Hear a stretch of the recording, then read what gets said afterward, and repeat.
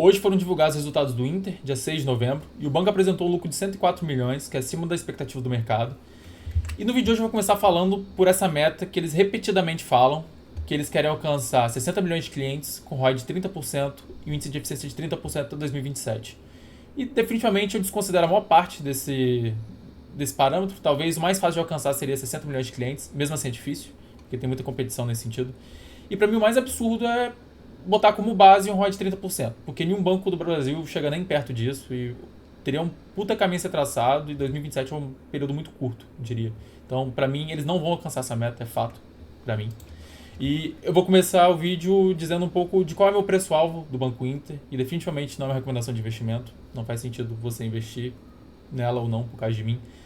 Mas, de todo modo, eu utilizo como parâmetro do Banco Inter, primeiramente o BTG, eu acho mais fácil, porque um ROI de 30 para mim não é aceitável, mas um ROI de 18, 20% é. E é isso que eu vejo no BTG hoje.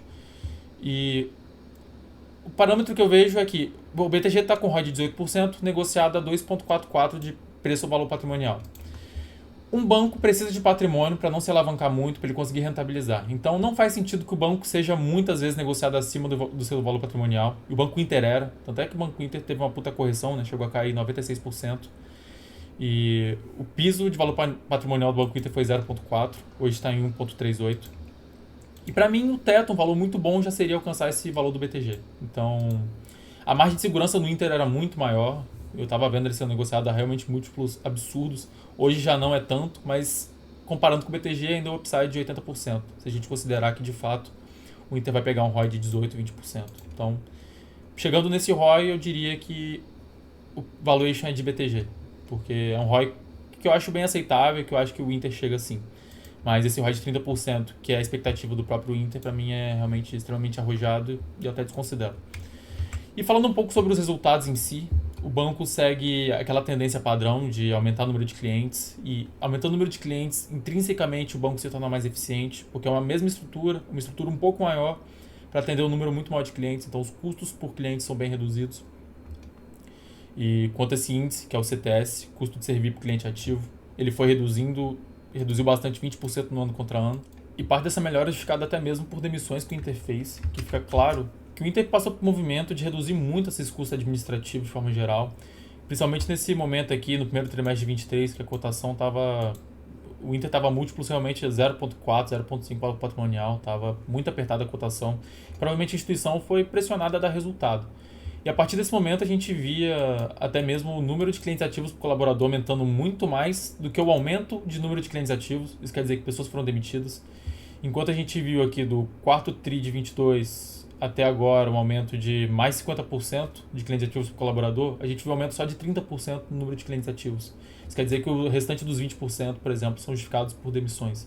Então, o Inter foi se pressionando a reduzir custos administrativos e até custos mais discricionários, entre aspas, como a gente vai ver no CAC também, que o Inter reduziu drasticamente o custo de marketing. Aqui no CAC a gente vê que era bem estável, a gente via entre 45% a 55% de custo de marketing comparado aos custos operacionais na aquisição de clientes. E atualmente, a partir do primeiro trimestre de 23, o Inter reduziu subitamente o custo de marketing para, acho que, entregar de fato um resultado no curto prazo. Precisava desse resultado, desse lucro recorrente, para que a cotação voltasse a subir. Então, parte desses resultados dos últimos trimestres eu considero até que foram, entre aspas, um pouco artificiais, porque foi um corte de custos muito acima do que a gente via na média ou que era a tendência. Foi algo mais cortando a raiz assim para entregar o resultado. E até onde isso pode ser prejudicial no longo prazo, não faço muita ideia, mas por enquanto tem funcionado. Agora eu vou mostrar para vocês do porquê que eu vejo o potencial do Inter de continuar aumentando receitas recorrentemente a cada ano, a cada trimestre que seja. E para mim o principal ponto é do ARPAC, que é a receita por cliente ativo. E por muito tempo a gente via esse ARPAC estagnado ali em 45, 46 e até agora está entre aspas estagnado. Porque isso aqui diz respeito à receita média por cliente ativo. E o Banco Inter entra muitos clientes a cada período, a cada trimestre. A gente vê aumento de 1 milhão de clientes ativos por trimestre entrando. E esse cliente novo que entra, ele gera praticamente quase zero de receita. Enquanto o cliente antigo, ele gera 90 de receita. Vou mostrar esse gráfico para vocês depois. Então, os clientes mais antigos eles vão aumentando a receita e os novos vão entrando, botando a receita para baixo. Então, a média fica estagnada por muito tempo. Só que vai chegar algum momento que o Inter vai saturar ele não vai conseguir muito mais aumentar percentualmente o número de clientes ativos, isso reduz já a cada trimestre. Então, os novos clientes vão se tornar um pouco mais insignificantes, enquanto os antigos vão maturando e vão aumentando a receita média por cada um deles. E isso vai fazer com que esse ARPAC continue aumentando, comece a aumentar, né? Que ele não começou a aumentar ainda. Então, em algum momento vai se saturar o aumento de clientes, o ARPAC vai aumentar, e a gente vai continuar vendo essa receita bruta do Inter aumentando, e a receita líquida também, e outros indicadores vão subindo em paralelo. Esse ARPAC fica na página 6, e a gente vê esse processo aqui de forma muito mais clara. Que os clientes mais antigos, eles já chegam no nível de receita de R$90 bruta, enquanto a média está indo em 48. Então a gente vê, só da média até o topo, teria um potencial de aumento de duplicação dessa receita. E os novos clientes estão tudo aqui embaixo, essa cor mais escura são os novos, e as mais claras são os mais antigos. Então essa era a grande tese de que o Inter tinha muita margem para aumentar a receita, porque a gente vê esse processo acontecendo. E de fato tem demonstrado um número muito grande de clientes engajados em vários tipos de serviço, utilizando o Banco Inter até mesmo como banco principal. Então esse aqui era um grande viés meu de que o banco apresentaria melhoras e viria o lucro recorrente com o tempo. E o que realmente me surpreendeu nesse resultado foi o funding aumentar em 11% no período desse. E não só aumentou em 11%, como o custo de funding está muito baixo e não aumentou muito, porque... Vamos achar ele aqui. O custo de funding aumentou bastante até, ok? Porque foi de 58,6 para 61,7, mas ainda é um número surpreendentemente baixo, realmente mais baixo do que a poupança, por exemplo. Eu acho que o Inter faz uma coisa que alguns clientes não sabem, mas você deixa o dinheiro parado na conta corrente do Inter, ele não rende nada. Você tem que aplicar ele em CDBs ou numa renda fixa de liquidez diária, mas o dinheiro parado meramente na conta do Inter não rende nada, então eu imagino que grande parte da rentabilidade vem disso. Porque realmente esse custo de funding é absurdamente baixo, principalmente uma fintech. O Nubank também veio com algumas estratégias de ter que botar o dinheiro na caixinha em 30 dias, mas eu acho que as regras do Banco Inter são ainda piores para o cliente e deve ter gente que é pega nisso aqui e não faz nem ideia. Então, tem sido realmente surpreendentemente bom para os acionistas que a gente tem visto esse custo bem reduzido. E a inadimplência, nada de novo, tudo padrão, estabilizado, então isso é ótimo também, porque já está no patamar elevado, né? Seria bom que reduzisse, mas só de não aumentar já é maravilhoso, porque a operação do Inter tem melhorado bastante, mas a inadimplência ali tem segurado os resultados. Então, uma mínima queda na inadimplência provavelmente daria um puta resultado, porque vai tudo diretamente pro lucro do banco.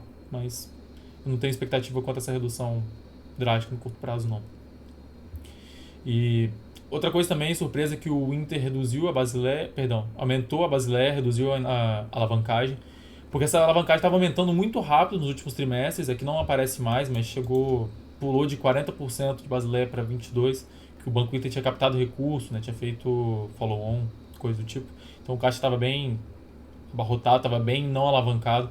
A Basileia é uma relação ponderada entre o patrimônio do banco e o que ele tem aí de empréstimo na rua, ponderado pelo risco e afins. Por isso que eu digo também que o banco precisa de patrimônio para valer algo. Então não dá para ficar negociando um banco a muitas vezes um múltiplo acima do seu valor patrimonial, porque é o patrimônio dele que dita a alavancagem do banco. Então não faz sentido ficar precificando de forma extremamente agressiva acima do patrimônio de um banco. Não é como se fosse uma empresa meramente em que a eficiência aí da rua, do dia a dia, dá para ser negociada 10, 15 vezes o valor patrimonial. Não que seja normal no Brasil, mas se vê empresas por aí, mas nunca bancos. Você não vê banco negociado a valores extremamente agressivos do patrimônio. E o ROI tem aumentado de forma considerável aqui, mas ainda muito distante da meta, né? Para mim é realmente grosseira uma meta daquela para 2027 de 30%. E a gente vai ver esse ritmo aumentando. Daqui a pouco chega a 12, 15, eu acho que sem problema nenhum. E de resto não tenho muita coisa a comentar, porque o Banco Inter continua sendo aquela empresa extremamente diversificada, a gente vai ver aqui na carteira de crédito, continua aquele padrão, e até aparecem serviços novos, aparece um crescimento aqui de FGTS, aparecem outras coisinhas, mas no geral outra coisinha que eu disse é também antecipação de recebíveis de cartão de crédito, que é uma coisa ótima, baixíssimo risco. E no geral continua essa coisa extremamente diversificada, 30% de cartão de crédito, 20% imobiliário, crédito pessoal. Diversificado entre aspas também, porque ele é diversificado por uma fintech, mas é muito concentrado em crédito de cartão e crédito pessoal, se comparar com o bancão. Então esse é o risco das fintechs, que puxa mais para cá, e bancão é um pouco mais seguro a carteira nesse sentido. Mas a carteira do Nubank é 100% vinculada a crédito de cartão e pessoal. Então uma carteira que eu considero muito mais arriscada do que o próprio Banco Inter, porque aqui a gente vê uma diversificação, vê a questão imobiliária que já segura bastante. Imobiliária também foi aquela que deu um resultado um pouco negativo quando o IPCA foi negativo também, mas é uma coisa extremamente não recorrente. E se não fosse esse evento, o Banco Inter já estaria com lucro recorrente há praticamente um ano e pouquinho. A gente pode ver isso depois. Vamos ver logo lá.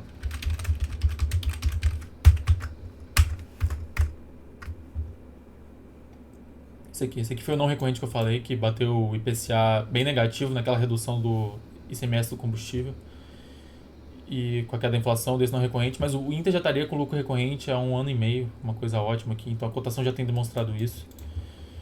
E o banco já está, cara, encaminhado. Aquela, para mim já foi uma oportunidade que eu realmente via uns múltiplos sendo negociados de forma grosseira e não entendi de fato o que o mercado estava fazendo, mas hoje em dia já está chegando num patamar um pouco mais palatável, mas ainda vejo esse upside. Vocês vão me ver esnobando o Inter um pouco, mas é porque eu jogo com uma margem de segurança realmente muito grosseira, assim que eu consigo assumir muito risco sem de fato ter muito risco ali na carteira. Porque eu acabo investindo nessas empresas de alto risco, mas porque a volatilidade delas, o exagero para cima e para baixo são muito fortes. Então eu acabo vendo muita oportunidade. E do Inter a gente viu uma alta já de mais de 250% do fundo, né? Ninguém comprou aqui, poucas pessoas, mas 250% do fundinho. Mas num período médio aqui a gente já viu essa alta também de 120%. Eu vejo upside ainda, mas claro, eu acabo falando com essa linguagem porque o upside que eu via com o banco sendo negociado a 0,5, 0,6 vezes o valor patrimonial no mesmo de hoje. Então acaba tendo essa esnobada por causa disso. Mas o banco está crescendo 40% de receita por ano ainda, já tem muito tempo. 48% de receita líquida. Esse lucro de 60% de aumento no trimestre, mas é um pouco distorcido porque o lucro ainda é muito pequeno, ROIzinho de 5%, mas que deve aumentar muito rápido também, para bater 10, 15 e chegar lá nos 20, que é o assim, que eu considero um ótimo preço. E é aquela questão, como eu jogo com uma mentalidade muito conservadora nesse risco das empresas, eu prefiro sempre jogar muito para baixo as expectativas, prefiro estar sempre num movimento muito contido, porque eu assumo um risco muito menor, mesmo assumindo muito risco. O Banco Inter já chegou a ser 40, 50% da minha carteira, mas no preço que estava eu realmente não considerava que era um risco grosseiro, assim. Só se tivesse uma outra informação que todos sabiam e eu não sabia, mas aí faz parte. E de resto, por hoje eu fico por aqui. Qualquer dúvida vocês podem mandar aí nos comentários ou mandar no Twitter também, que é o que Invest, lá no X. Por hoje é isso. Valeu.